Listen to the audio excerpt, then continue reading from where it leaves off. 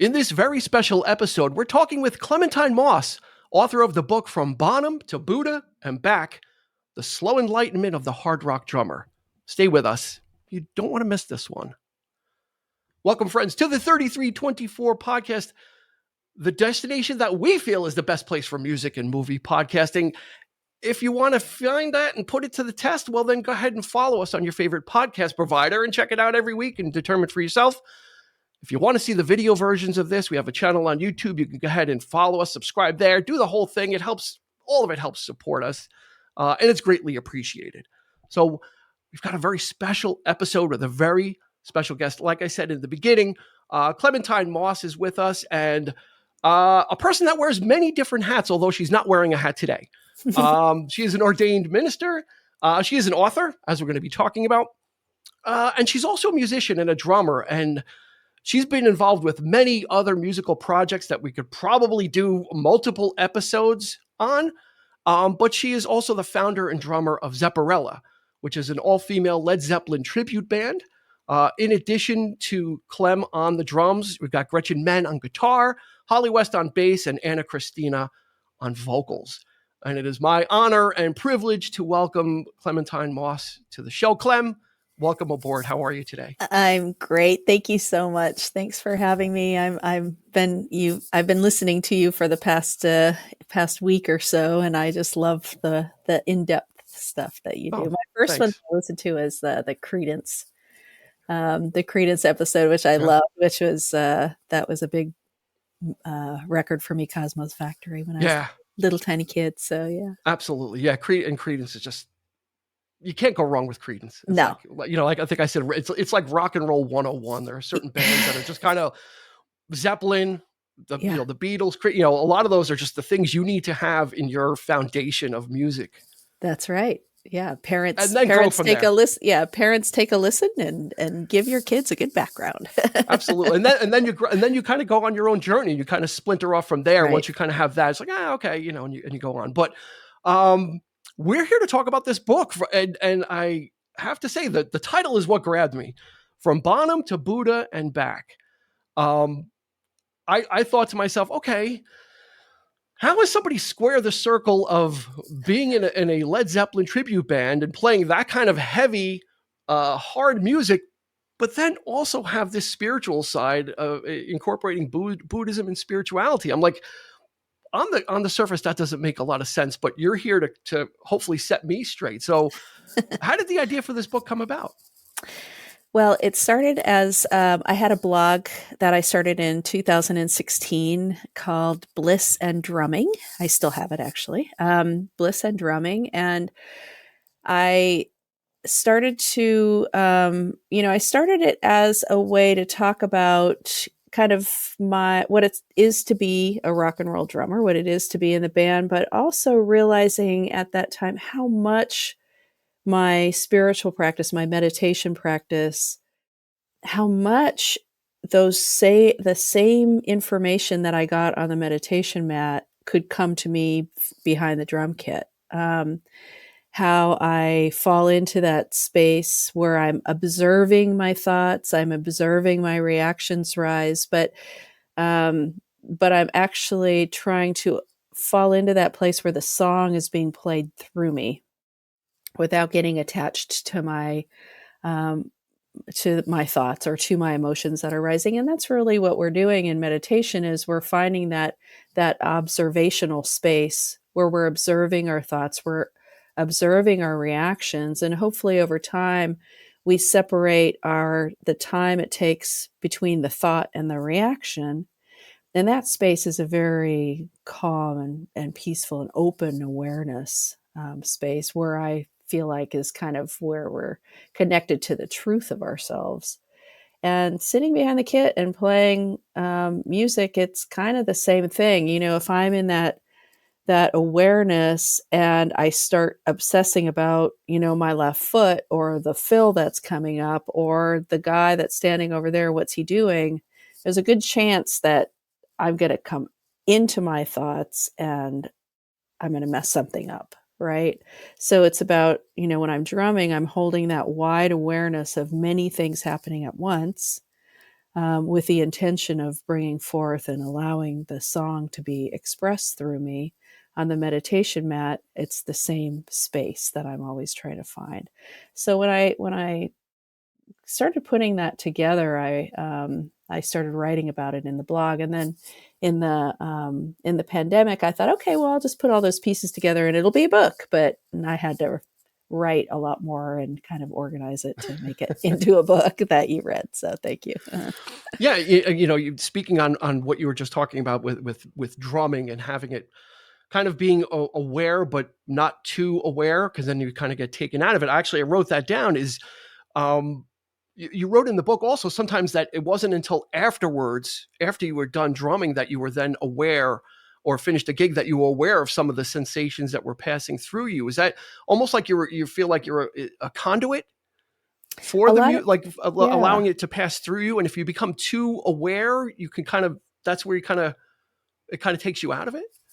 Yeah, I think I do, and when I'm in kind of my woo-woo ideas, which I have a lot of them, but sometimes I do feel almost like a conduit for the songs to move through me. But really, and it's funny because when I think about being a spiritual counselor, that's what I'm doing as well, but with I would say with spirit more, just being able to really hold that space for the person to come to their own understanding. Um, so it is about kind of hollowing yourself out in a way over time to be able to allow things to move through you. So yeah, I think Oh. there is a part of that there. Yeah. So when did you, going with your spiritual journey, when did you start that, and what drew you to Buddhism? Yeah. When did Well, that so start?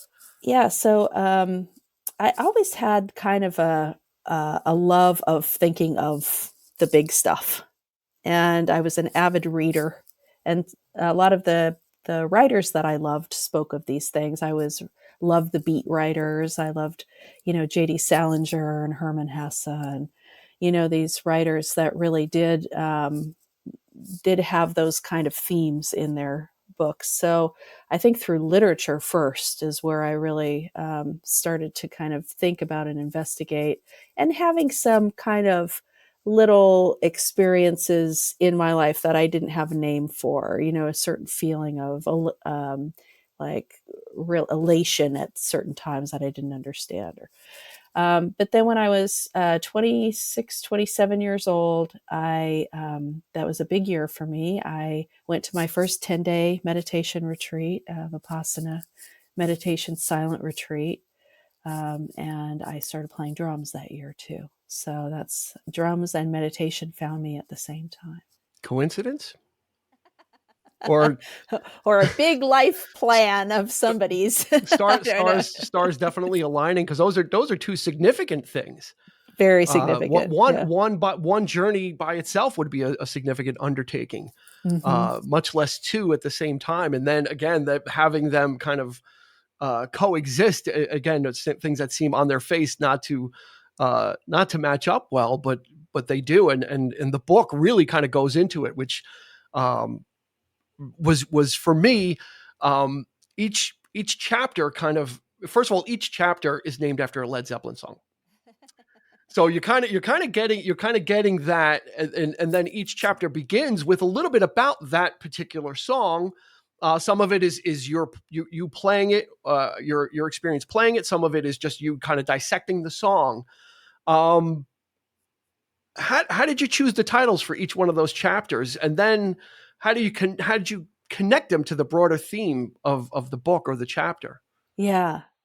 Well, I love the idea of taking, all of the ways that I've thought about the song, from learning to play it to being 14 years old and listening to it in my little room, on cassette tape. That I had Led Zeppelin A to Z. I stayed up for 3 days recording it off the radio. That was my Led Zeppelin when I was a teen. And so I have that experience that I had when I was young, and that feeling of the songs before I was a musician, before I was playing drums. And then learning to play the parts and really getting inside of it. the part, and then what the song starts to mean to me.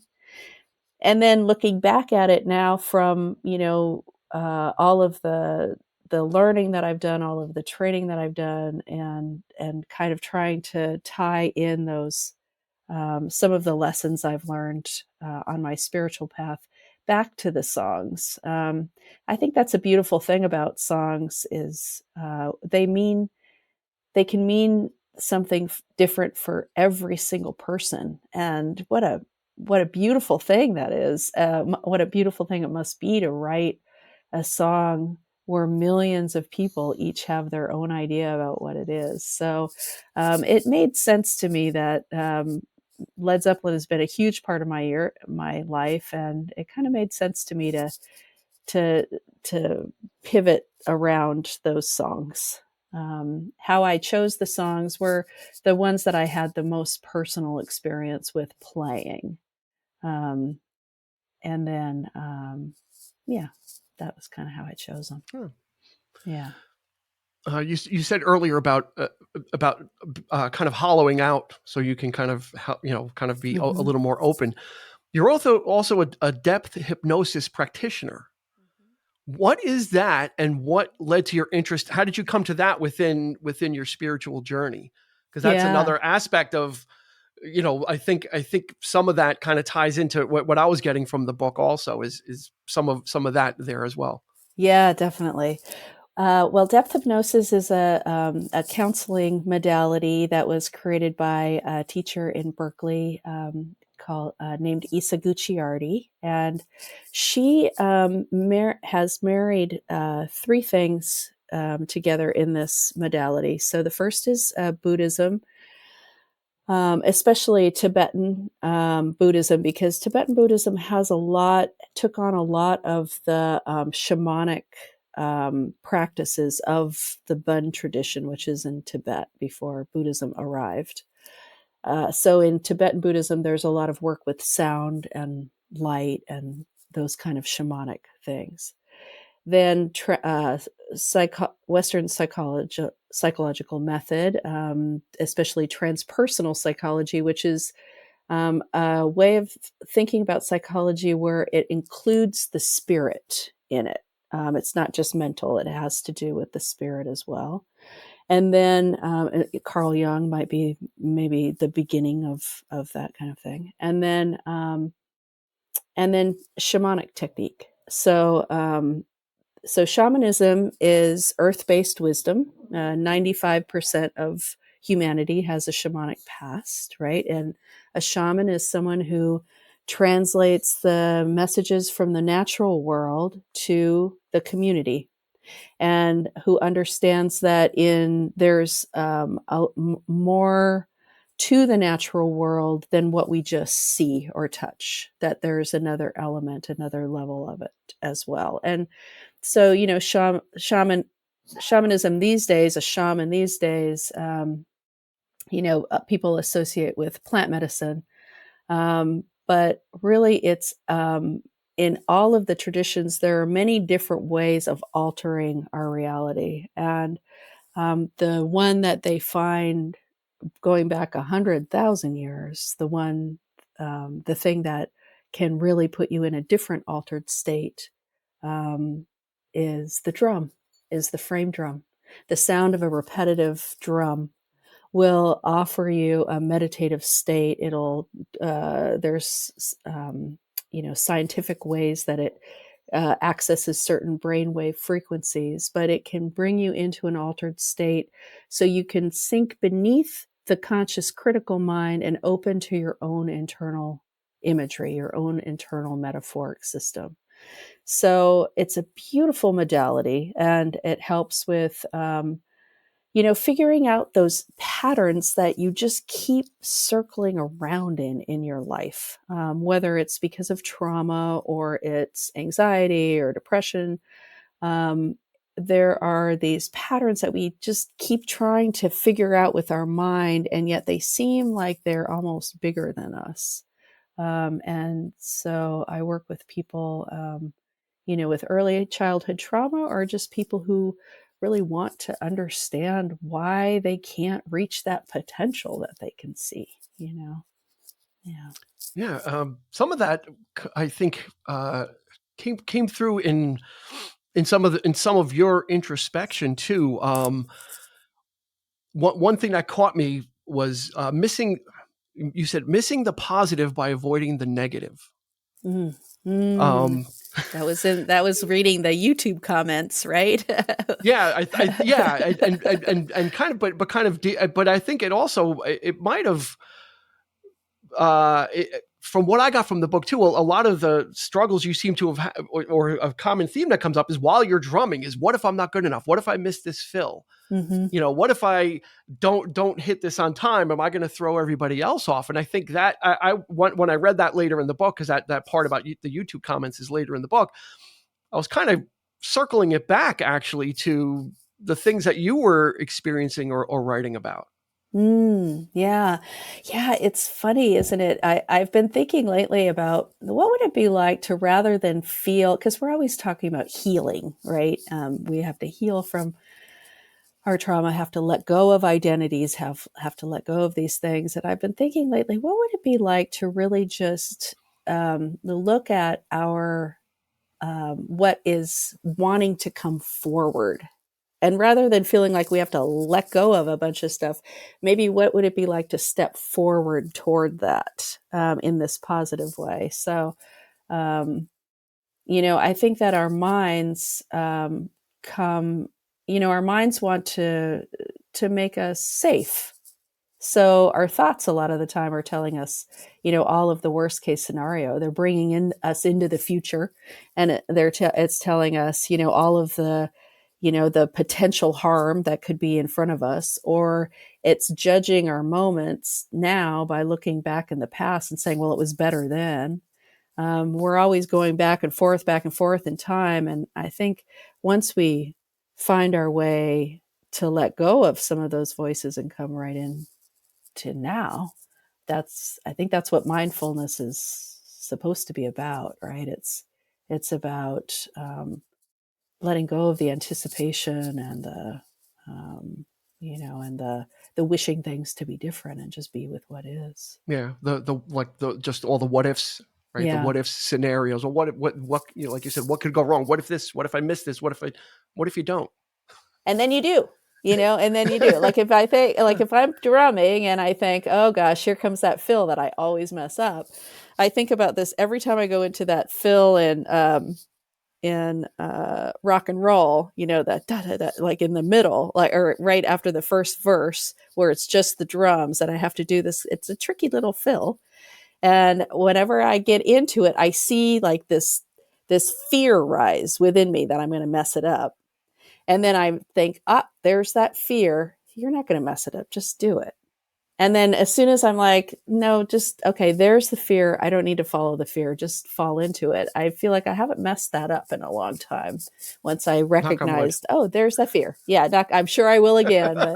But yeah, it was very helpful. It's helpful to see those things, those limits we put on ourselves. Yeah. And then and in your case, acknowledge that it's a limit, and face it, kind of in a positive way of, you know what? Yeah, I'm this fear is coming up. I always get it. It always happens around the same time, but not today. Or yeah, it's there, but There you it don't is. But really over pay. here is where no fear is. How about if I just recognize, okay, there's fear, there's no fear. How about if I just go towards the no fear and just play it? Just play it. Just play the thing. Ah, Yeah. And when you were talking about the missing out on the positive because you're so focused on the negative, I think that is really connected to that. I'm focusing on what could go wrong rather than stepping into the joy of that place. That place is a great place in drumming, and by being all afraid and getting all tense and approaching it, I'm robbing myself of the joy of the fact that I can play that thing. Yeah. yeah, and you do touch on that in the book. You touch on the communication between you and Gretchen. Mm. The unwritten language of musicians, when all the cylinders are firing at the same time within a group, Hmm. where there's I particularly remember, Gretchen could lean back and that would tell you to kind of lay off a little bit, or, Hmm. I think it's one person, but it's also when it comes to a group too, that you're also feeding, you feel that sometimes they're maybe feeding off your energy if you're not quite there, Hmm. and it goes back and forth, right? Oh my gosh, what a beautiful thing. That's why a band is a wonderful, wonderful thing. One person, I have to say, in every incarnation of Zepparella, and there have only been a few, but Gretchen and I have been in it the whole time, and Anna has been there most of the time. But everybody has always been so good in this band is of when one person is struggling for whatever reason, they're not feeling good, they got some bad news, they're not, whatever it is, that the other three just lift them up. Like it doesn't need to be said. All of the power goes to providing a safe bed for that person to be able to shine. And we do it musically too. I can hear somebody's, having trouble, and they do it for me. If I'm having trouble with my drums because it's on rented equipment and the hi-hats running away, I can see that they buckle down. They're with me, they're looking at me, they're making sure that I know where they are and that they're holding me so that I can be distracted and still have this nice structure that they give me. So what a wonderful metaphor that a rock band is in that way. Yeah, Yeah. absolutely. So 27 seemed to be the magical year. So we're going to transition into some more Zeppelin centric stuff. First of Mhm. all, why 27? Why the drums? And why not earlier? That's a, I that's a know. triple that's a triple whammy question. I know. Well, you read the piece. If you read the book, you read the piece Yeah. where I'm 13 years old and I see a female drummer and I'm just completely captivated and I think how wonderful. And then I talk myself out of mentioning it to my parents because I think, they'd never go for it, right? Which now that I look back, they probably really would have. Um, and then music just went away from me. Through high school, I became really obsessed with writing and reading and studying. And then I moved to New York after college to be a writer. And it wasn't happening for me. I was just struggling to know myself. And in that, I realized I don't have anything to say. I haven't lived. I haven't had a life yet. What am I going to talk about? So um, I had musicians in my orbit, and I ended up starting to play drums when I was 27. And I took my first lesson with Fred Klatz, this amazing drum teacher in New York City. And we just really hit it off. And kind of immediately, it was what I wanted to do. And so I feel like drums found me. And then when I went and started studying the shamanic stuff, the depth hypnosis stuff, and I walked in and there was a drum, and the drum was the center of it, I felt somehow that I'd come home. That drums had brought me everywhere. That drums kind of dragged me along to where I was supposed to be.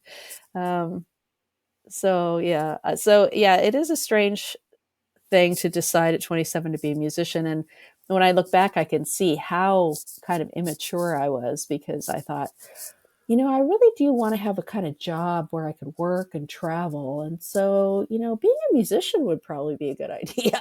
And I was like, but you don't play an instrument. Well, okay, well, let's see. Are there any instruments around here that I want to do? It was kind of like that. Yeah. Yeah. One of your early bands was ACD She. Is That that was correct? before Zepparella. Uh-huh. So I'm seeing a pattern now also with ACDC and Zeppelin. So that ACDC is a formidable band as well with a big sound and an iconic type of uh, drum and guitar combination. So what was with ACDC or ACDC? Yeah. Um, so was that kind of like the proving ground for you? Was that like kind of early days? No, so I started playing, and then a couple of years later, I was in a band. I started it with my the singer at the time, this other singer, guitarist. I kind of answered her ad. We played in her band for a little bit, and then we decided we want to play heavy music, and so we got our bass player Neela, and we started a 3-piece stoner rock band. Um, and so that was in '97, I guess, and we ended up touring quite a bit and kind of being known as road warriors. And it was very heavy hitting Sabbath based music.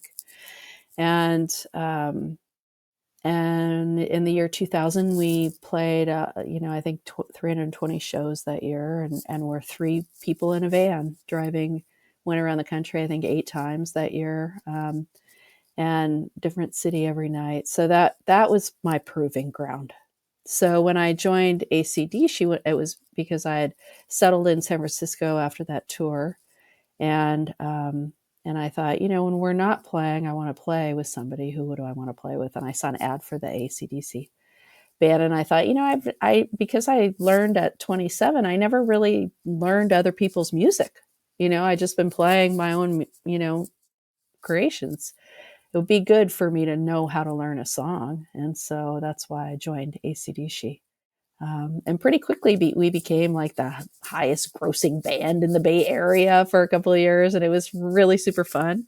And that's where I met Gretchen. And then we decided that we wanted to play more often. And I said, well, a few years ago, I had an idea for a Zeppelin band, and she said, "I'm in." So that was So it. what? So was it Zeppelin first, or was it Zeppelin because of Bonham? Since you were a drummer, what Bonham. was Bonham was the entry point for that for Zepparella for Well, you? so a few years before that with my original band, I said, "Hey, do you guys want to learn a bunch of Zeppelin songs? Like, I really want to learn some Bonham stuff. Like, I really should know how to play some Bonham stuff." And I kind of wrote out all this list of songs that I thought we could do, and they didn't go for it. And so when Gretchen said she wanted to play more often, I said, "Well, I had this idea for the Zeppelin thing because I wanted to learn Bonham's things. Somebody had told me, I've played with a lot of drummers, but you really have a Bonham feel more than other people that I've played with." And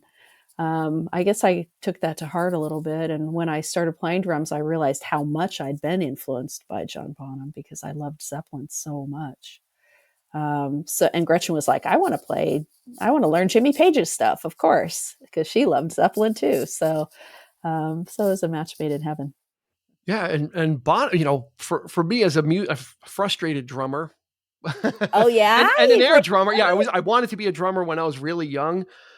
Probably in my teens, and I said to my parents, "Hey, I want to take drum lessons." They're like, "You're not bringing drums in here." I'm like, "Okay, Oh, I'll take guitar lessons." So oh, I opted for something, but it was always drums. But I think I had said it in our Led Zeppelin episode is that I had always kept Bonham at arm's length because he was so hard to predict sometimes. mm, He wasn't a straight ahead drummer, and that kind of like frustrated me in a weird mm-hmm, way that mm-hmm, I couldn't predict what was going to come next. Is that mm-hmm. so for me it was always a tricky situation. I was like, "Oh, I really love this," but then he'll do some offbeat things or off time signatures things that throw me, Uh-huh. and for that reason I always kind of kept, I was like, I like this stuff, but it was always like a little, it frustrated me because I couldn't predict it. Maybe that's what it was. It wasn't easy to just kind of tap your fingers to. It challenged me, and I think It's at the time, uh, Yeah, uh I totally get that. yeah.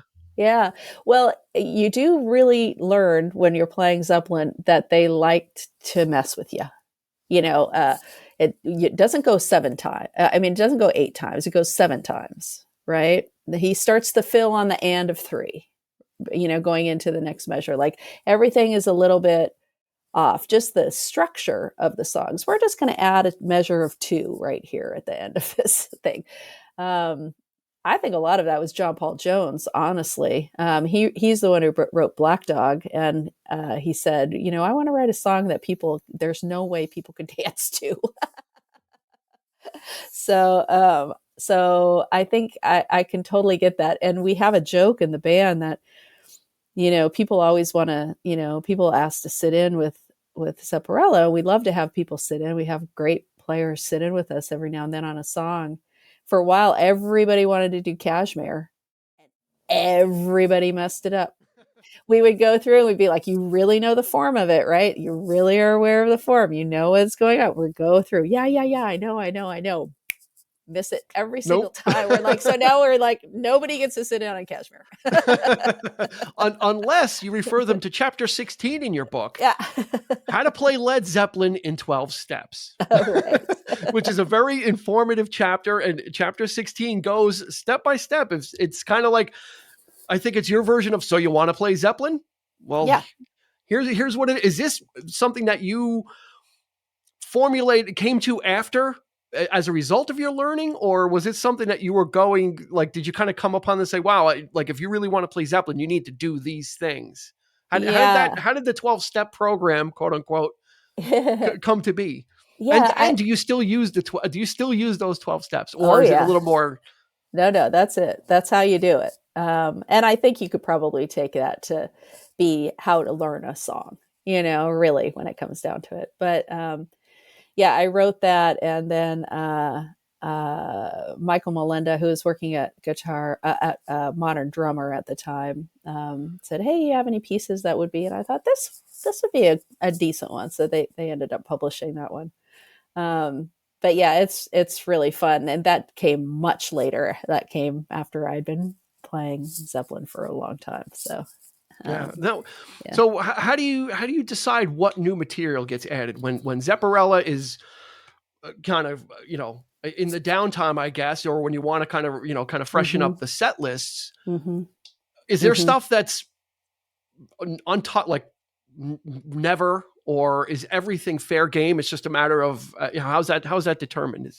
Well, we're a no stairway band, so we don't play Stairway to Heaven. We just figured we'd leave something for, in their honor to not touch. And it's funny because we'll go through for hours listening to the songs, going through, picking them out.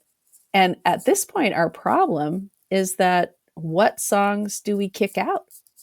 It's like there are certain ones we always have to play. We always have to play The Levee because we have a video for it. We always have to play Immigrant Song, and there's an awesome solo section in the middle of it that we love, jam session, in the middle of Immigrant Song. So we always have to play that. We always have to play Whole Lotta Love. We've always ended with Whole Lotta Love. And so right there, that is almost a half hour of music, right? Then we have the Lemon Song, which we've always played and was a real highlight, kind of spotlights everybody. We have Dazed and Confused, which we kind of have to play that or how many more times because Gretchen's playing the violin bow, right? And Zeppelin songs are 10 to 15 minutes. So, we keep saying, okay, we're going to introduce more songs. And we have all these ones on the list. But then when it comes time to play them and to kick out those other ones, it's difficult. It's like choosing which one of your children you're going to throw out of the house. Oh my gosh, it's so hard. So we've had these different, these different set lists through the years of these different songs. And I think it is time for us to start switching it up. But at this point, I think we're just going to have to bring in old stuff because we miss it, but, we don't have a keyboard. However, we do play a song like, Rock and Roll, which has keyboard, or we have played In the Light. We have played things that are really keyboard heavy, and Gretchen is a master at kind of translating that into guitar, and Holly on the bass does a great job of, kind of picking up the slack where there isn't a keyboard. So that does limit things. Gear limits, because we fly into a lot of places. So Gretchen's just bringing one guitar. So, if we have too many key changes or, retunings and stuff, we try to avoid that. And then, a lot of the stuff has an acoustic guitar, which we do have a little acoustic set now of 4 or 5 songs that we've added in we can add into the set. But if we're traveling, she can't really bring an acoustic guitar and the amp and all that. So it's kind of limited by the size of the van. Like I would love to have a gong, but I'm like, do I put it on the back of the van like a big spare tire? Like, Yeah, I don't know if they make a bag for that you could just put on your back, yeah, 5 feet, like oversized Captain America shield. Like, is she going to a Comic-Con, a convention, or where's she going? I know. And then some songs we love, but then the audience is kind of like, when we play it, Gretchen's like, everyone just looks at us when we play that song, even though we kind of love it. So, what were some of those? What's the head? What is it? What's the head scratcher that people uh, don't get? well, it's not that they don't get it. I Or think just that kind of, we're probably just not doing it justice in a sense, or maybe it's just a song that not a lot of people don't know. One song that Gretchen and I really love to play, we see it as the AC/DC song of Led Zeppelin, is "Sick Again." And yeah, whenever we've played that, it's kind of been met with just kind of blank stares when we play that one. So, but I love that one. So yeah. is there a song that you haven't tackled yet that you want to? Is there one elusive that it's like, you know, is it like Moby Dick? Is it like the Great White Whale still out there for you of Zeppelin songs that you guys haven't There are tried yet? many. There are many Many? for me. Yeah, there are a lot for me. For a while, we were doing "Song Remains the Same," and I really did love that one. But that one has been set aside for a while, so I kind of miss that one. I loved doing "In My Time of Dying," which we set aside. We were like, it's a global pandemic. Like maybe we just set that one aside for a little while. I love that one. That one's really fun. But the ones that I haven't played yet, I would really, really love to do "Fool in the Rain." Keyboard is big on that one, so I don't know that we'll ever do that one, but that one's great. And then, of course, Achilles is like my Moby Dick. Even though I play Moby Dick, but Achilles is the big one for me. When I started playing drums, somebody said, Achilles, I've been playing Zeppelin for 30 years. Don't even try Achilles. It's too hard, but you'll never get it. Which kind of stuck, talk about limits. Like, don't tell me that. Challenge accepted. Yeah. So that's one that I go to and practice. And so it's getting closer and closer, but I don't know that Zepparella will ever do that one. Cool. So with Bonham, it is a specific, like you said, it's sometimes could be very intricate, off kilter, different time signatures. How do you find moments to get Clem in there? How do you find those moments to kind of personalize, to take it out of just, oh yeah, we just do exactly, we're going to provide you an exact replica, which some people like, and which could be okay. But how do you find those moments to kind of throw in your personality where Clem kind of comes out a little bit? Mm-hmm. Yeah, it's well, first of all, we chose to do this. And the reason we've done it for so long is because there are those moments where we get to be a band within a band. That A Whole Lot of Love is different every time we do it. There are these moments where Zeppelin stretched out in their live performances in the songs, and we get to do that too. So we have moments where we do it our own way, tipping the hat, of course, to Zeppelin. We don't want to take people too far out of the thing, but I think Zepparella fans really do like those moments when we really can be Zepparella within the structure. And, I will have to say that playing somebody else's music has really made me understand who I am as a drummer. Because of all of the ways that I don't do it the way that he does it, subtle ways and bigger ways. I mean, I'll never be John Bonham. Nobody ever will be John Bonham. I mean, he was a maestro, and his feel is so subtle and deep that but that's because it's coming from his own emotion, right? So how could I ever capture that? And that really is why people love him so much. So what I have to do is feel how much I love the songs within me and play from that heart. And then that's where Clem comes out. So I see it kind of like writing a sonnet. when you write a poem and you write a sonnet, it's every line has a particular rhythm to it, a certain rhyme scheme, a certain number of lines. And when you are a poet and you write in a form so rigid, it's as if the ideas fly. You don't have to think anymore about what it's going to look like. You just have to come up with what it is you want to say within that structure. So I kind of see playing somebody else's music this way. I mean, symphonies and orchestras have been doing this for centuries, right? Getting into, they're not trying to play it like somebody they never heard before. They're trying to express the song through, through that, express the same part many people have played, but do it in their way and the way that suits the ensemble. So, yeah, so I guess that's what I would say. And Zepparella has a great benefit as a tribute band in that we will never look like Zeppelin, right? We don't have to worry too much about putting on that kind of show where it's uh, where people can look on the stage and feel like they're looking at Zeppelin. We get a lot more freedom, I think, because of that. Yeah. Cool. Nice. All right. Speed round. You ready for some rapid fire questions as we wind down? Lay 'em on me. Lay 'em on me. Here we go. Favorite Zeppelin album? One. Zeppelin 1. Favorite song that you just like to listen to without regard for playing it? Favorite Zeppelin song? Down by the Seaside. Down by the Seaside.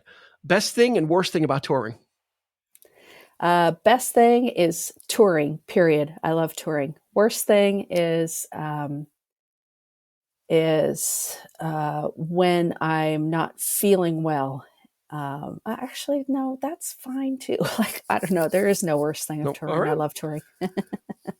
I saw an interview. You met Plant twice. Uh-huh. If you met Bonham, what would you say to him? Oh gosh.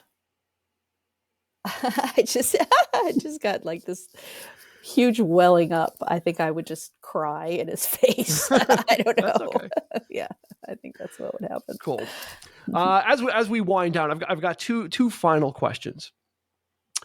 First of all, thank you for taking the time to spend talking about your book and about your experiences. It's great.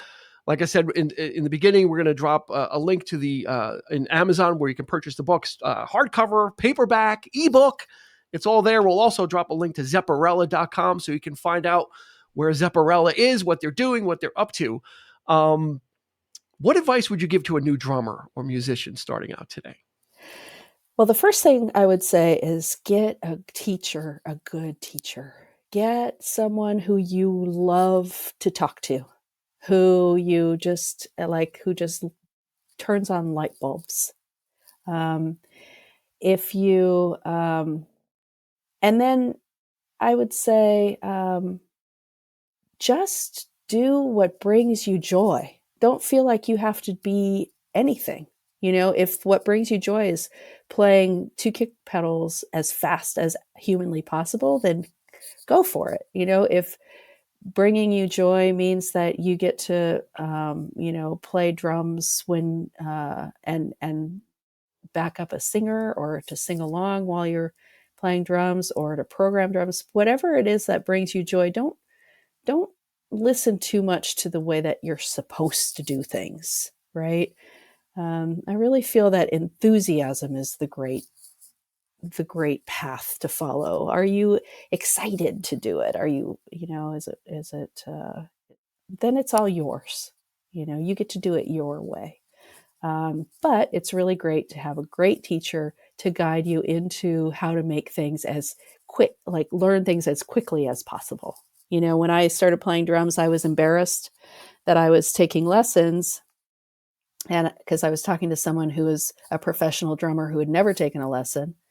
And I said, oh man, wow, that's amazing that you taught yourself. And he's like, yeah, but what I learned in 4 years, you learn in 2 months. And I took that to heart. I think a teacher is essential. Yeah, I think that's sound advice for musicians and non-musicians. Do what makes you feel good and not worry try not to worry about it too much. Yeah, right? If you enjoy doing it, go follow for it. the Go for it. enthusiasm. What lights you up. Yeah. Final question. What's on the horizon for Clem and Zepparella? What's coming? Well, Anything coming up? yeah, Zepparella. Let's see. We tend to play. We try to do about 2 weekends a month, so 6 shows or so a month, and we're all over the place. We'll be in the Chicago area in a couple months, which is fun because we haven't been back there in a while. But we have a whole bunch of stuff. We're always working. We have a couple videos that we cut before the pandemic that we got to get out, so that should be coming up. And then for Clem, I'm working on the audiobook. I'm on chapter 60. I'm almost done. I have 40 more chapters.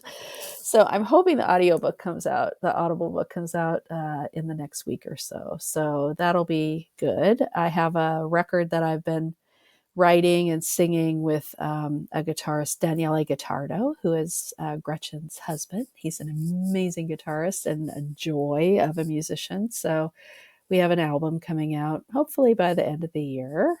And yeah, and then Anything in the literature sphere as well, or yeah, I'm would going you like to. to take a crack at that? Yeah, I think I'm going to start the blog, like contributing to the blog again, and kind of see where that takes me. I have a couple ideas for the next book that are kind of coming out of some of these podcasts and giving me ideas about things that might be helpful to talk about. So yeah, that's kind of the nutshell of it. Cool. Yeah. Cool. I can't recommend this book enough. For again, you're going to get a healthy dose of Led Zeppelin, but you'll get a healthy dose of spiritualism, which again I really dug. I really liked the contrast. I liked how the balance of the two, and it was a really great and intriguing read. And it was great to meet you and spend time talking with you about this book and about Zepparella as well. Oh, Dean, thank you so much. Really, thank you, and thanks for what you're doing here. Yeah, you're quite welcome. So that's going to do it for this episode of the 3324 podcast. You can find us on Instagram and Facebook. Go hang out there. We post stuff all the time. It's kind of like it's kind of like the green room of our podcast. You can go there, post whatever you want. As long as it's not bad, we'll leave it up. And then, of course, Amazon.com will put the link for Clem's book, and of course, the link for Zepparella also in the show notes. So you can please go check those out, and please check out this book and read it and share it and spread the word and let other people know about it. So for Clem, this has been Dean. We will catch you on the flip side.